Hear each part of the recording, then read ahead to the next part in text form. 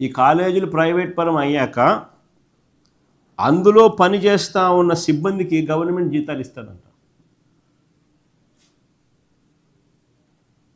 చూడండి, transfer of human resources of existing hospitals and cost thereof. The government of Andhra Pradesh will provide only salary for the medical and non-medical staff transferred with the existing hospital for 2 years from the effective date.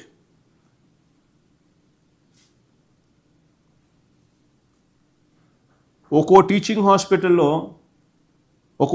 హాస్పిటల్లో మామూలుగా నెలకు ఒక 550 bed hospital 550 bed హాస్పిటల్కి ఎంత ఖర్చు అవుతుంది అని చెప్పి చూస్తే approximately 5 to 6 crores per month ఖర్చు అవుతుంది సాలరీస్. అంటే సంవత్సరానికి 60-70 కోట్లు, 2 ఏళ్లకు 140 కోట్లు, 120 నుంచి 140 కోట్లు 2 ఏళ్లకు ఈయన ఇస్తున్నాడు. అంటే ఆశ్చర్యం ఏంటంటే ఇది గవర్నమెంట్ భూమి, గవర్నమెంట్ బిల్డింగులు, గవర్నమెంట్ స్టాఫ్, గవర్నమెంట్ జీతాలు, కానీ ఓనర్స్ ఏమో ప్రైవేట్ వాళ్ళు.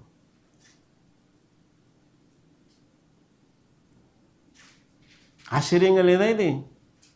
బొనాన్సా కాదా? స్కాముల్లో కూడా మరి అన్నిటికన్నా పెద్ద స్కామ్ కాదా ఇది?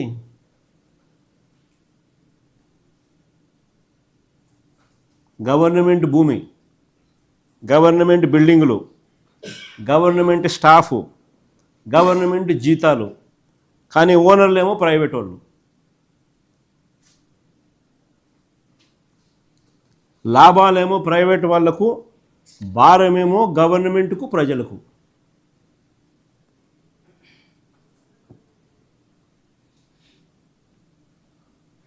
This is GO number 847. అది కూడా చూడండి, ఒక పక్క ప్రజా ఉద్యమం జరుగుతోంది.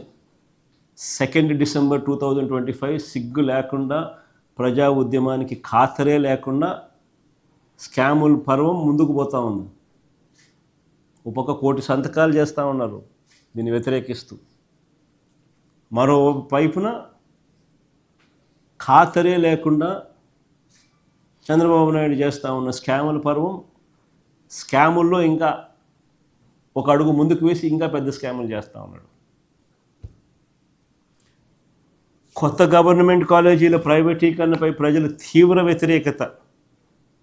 వ్యతిరేకత చూపిస్తూ ఉన్నా కూడా ఈ నిర్ణయాన్ని వెనక్కి తీసుకోకపోవడంతో ప్రజలందరూ కూడా రోడ్ల మీద ఎక్కుతున్నారు. 175 నియోజకవర్గాల్లో మా పార్టీ ఇప్పటికే భారీ ర్యాలీలు ప్రజల తరపున, ప్రజలతో కలిసి ప్రజల గొంతుకను ఇప్పటికే వినిపించడం జరిగింది. 1 కోటి మందికి పైగా సంతకాలు పెడుతూ ఈ ఉద్యమానికి పెద్ద ఎత్తున ప్రజలు సంఘీభావం తెలుపుతూ ఉన్నారు.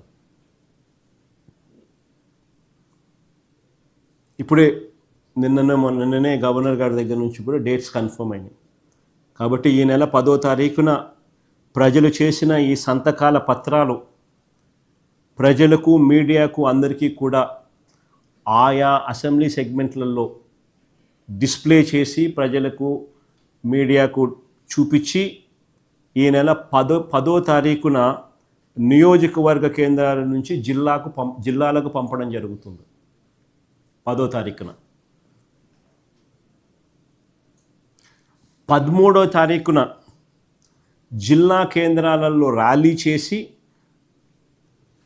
ఆ ప్రజలు చేసిన ఆ సంతకాలు, ఆ 1 కోటి సంతకాలకు పైగా ఆ పత్రాలను పార్టీ సెంట్రల్ ఆఫీస్కు జిల్లాల నుంచి బయలుదేరుతాయి. అన్ని జిల్లాల నుంచి వచ్చిన ఈ 1 కోటి సంతకాలకు పైగా ఈ పత్రాలను తీసుకుని రాష్ట్ర గవర్నర్ గారికి ఈ నెల 16న సమర్పిస్తాం.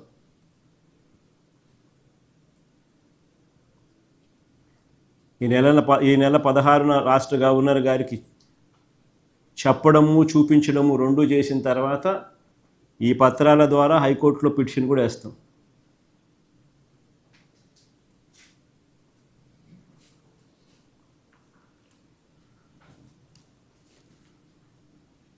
నెక్స్ట్ టాపిక్ లేకపోదు ఉద్యోగుల సమస్యలు.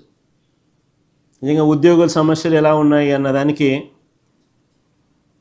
ఈ డిసెంబర్ చివరి నాటికి, ఈ డిసెంబర్ అయిపోతే ఈ జనవరి వస్తే 5 డిఏలు ఇవ్వాల్సి ఉండగా 1 మాత్రమే ఇచ్చారు.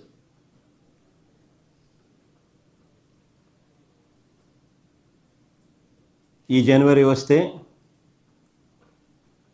5 డిఏలు పెండింగ్, 5 డిఏలు ఇవ్వాల్సి ఉండగా కేవలం 1 డిఏ మాత్రమే ఇచ్చినట్టు అవుతుంది. అది కూడా వాయిదాల్లో ఇస్తామంటున్నారు. ఆశ్చర్యం ఏమిటో తెలుసా, చరిత్రలో ఎప్పుడూ కూడా చూసి ఉంటాం మనం, డిఏ అరియర్స్ అన్నది రిటైర్మెంట్ పూర్తయిన తర్వాత అరియర్స్ ఇస్తామని చెప్పిన ప్రభుత్వం బహుశా చరిత్రలో ఎప్పుడు చూసుంటాం, ఒక చంద్రబాబు ప్రభుత్వం తప్ప. దానికి తగ్గట్టుగా జియో చూడండి, జియో నెంబర్ 60 ఇచ్చినారు. జియో నెంబర్ 60లో చూడండి ఏమని రాసినాడో, క్లాస్ 11 క్లాస్ 12 ఒకసారి చదవండి.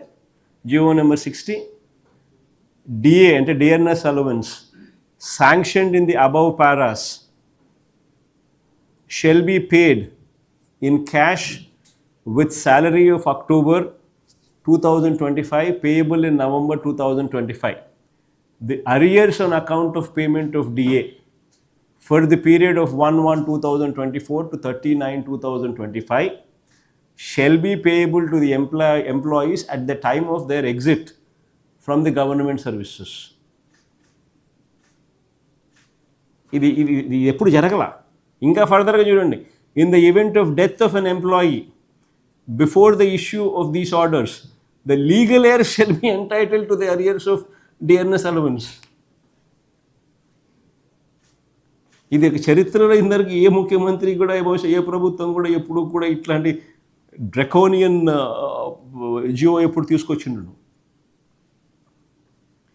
వెంటనే దీని మీద గొడవ మొదలయ్యేసరికి దీన్ని ఉపసంహరించుకోవాల్సి వచ్చి, ఉపసంహరించుకొని తర్వాత వాయిదాల్లో ఇస్తామన్నారు.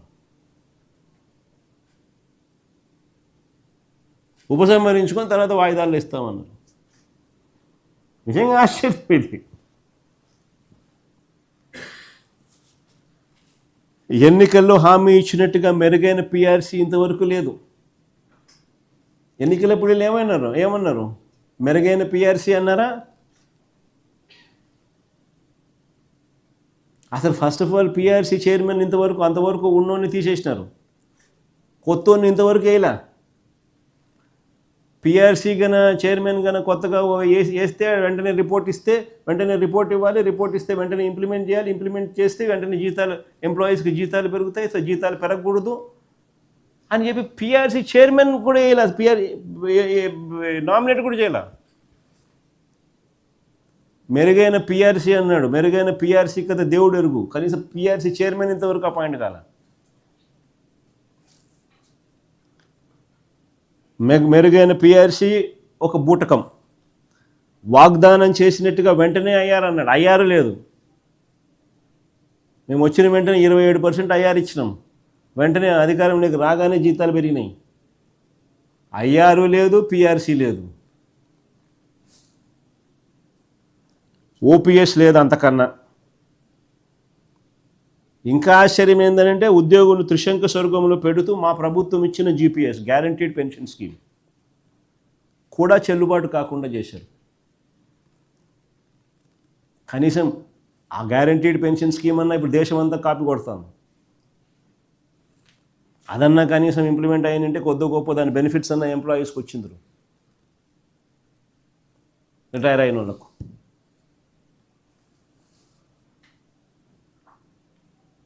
పిఆర్సీ బకాయిలు, పెండింగ్ డిఏలు, జీపీఎఫ్లు, ఏపీజీఎల్ఐలు, మెడికల్ రీయింబర్స్మెంట్లు, సరెండర్ లీవ్స్, వీటి రూపేణా ఉద్యోగులకు మొత్తం 31,000 కోట్ల రూపాయల బకాయిలు ఉన్నారు.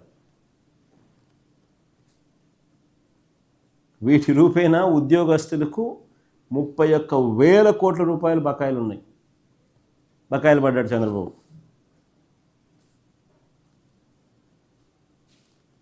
ఆప్కాస్లో ప్రతి నెల 1వ తారీఖునే జీతాలు ఇచ్చేట్టుగా మా ప్రభుత్వంలో చర్యలు తీసుకుంటే యాప్ కాస్ట్లో ఈరోజు ఒకవైపున నెంబర్స్ తగ్గిస్తూ ఉన్నారు, సంఖ్య తగ్గిస్తూ ఉన్నారు. అందరినీ కాంట్రాక్టులు అందరికీ వీళ్ళకి సంబంధించిన టీటీ గుడులల్లో కూడా శానిటేషన్ వర్కులు కూడా కాంట్రాక్ట్లే. వీళ్ళకి సంబంధించిన భాస్కర్ నాయుడు, చంద్రబాబు నాయుడు బంధువులు, చంద్రబాబు నాయుడు మనుషులు, వీళ్ళకే వర్కులు, వీళ్ళకే ఆ లేబర్ కాంట్రాక్టుల వర్కులు కూడా. యాప్ కాస్ట్లో ఒకవైపు నెంబర్లు తగ్గిస్తున్నారు, మరోవైపు యాప్ కాస్ట్లో నెల 1వ తారీఖున జీతం ఇవ్వడం కదా దేవుడు ఎరుగు. ఇప్పుడు జీతాలు 2 నెలలకు ఒకసారి 3 నెలలకు ఒకసారి ఇస్తున్నారు. నేను పులివెందులకు పోతే మా వాళ్ళు వచ్చి రిప్రజెంటేషన్ ఇచ్చినారు. సార్ మా పరిస్థితి ఇది సార్, మీరు ఉన్నప్పుడు 1వ తారీఖే జీతం వస్తానని, ఇప్పుడు 1వ తారీఖు జీతం కదా దేవుడు ఎరుగు సార్, 2 నెలలకు ఒకసారి 3 నెలలకు ఒకసారి ఇస్తున్నారు సార్, ఇది మా పరిస్థితి.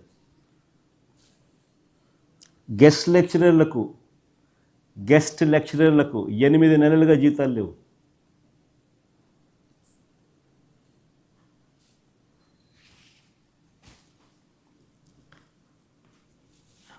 ఇంకో సబ్జెక్ట్ లేకపోదు, విశాఖపట్నం స్టీల్ ప్లాంట్.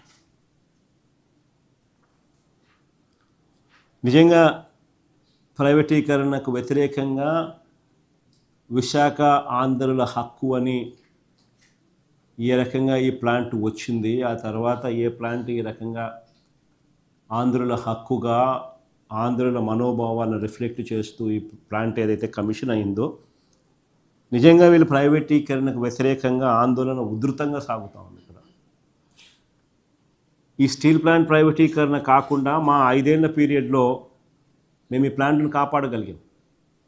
ఏకంగా అసెంబ్లీలో తీర్మానం చేసినాం, ఎట్టి పరిస్థితుల్లోనూ ఈ ప్లాంట్ ప్రైవేటైజ్ చేయకూడదు అని చెప్పి అసెంబ్లీలో తీర్మానం చేసి ఈ ప్లాంట్కు మంచి జరిగేట్టుగా వెంటనే ఈ ప్లాంట్కు క్యాప్టివ్ మైన్స్ అలాట్ చేయండి అని చెప్పి మేము తీర్మానం చేసి పంపించినాం అసెంబ్లీలో.